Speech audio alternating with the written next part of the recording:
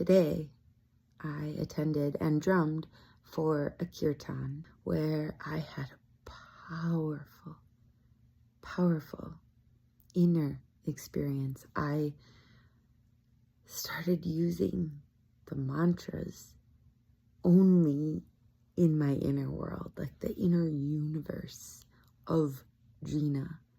And by the end of today's Kirtan, I know now who I truly am, not because of what books tell me or whatever.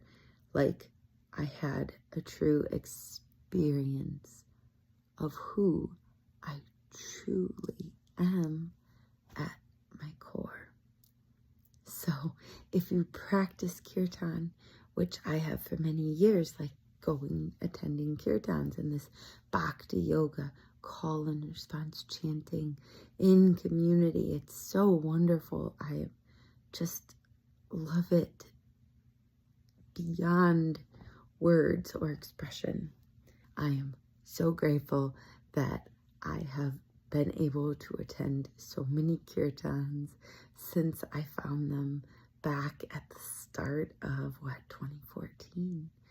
It has changed my life. Bhakti yoga, chanting in Sanskrit typically, which is a vibrational language where you don't have to even know what the words mean. The vibration of the words as they sound within you is the meaning. And it is the practice, like it does the work for you.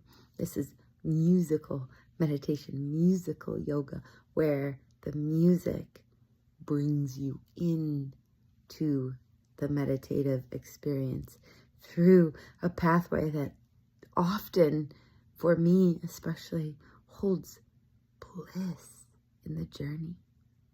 I want more people to know that this exists, especially if you're a highly sensitive soul. This is a place that is safe to connect to the universe, source, God, whatever you want to call it.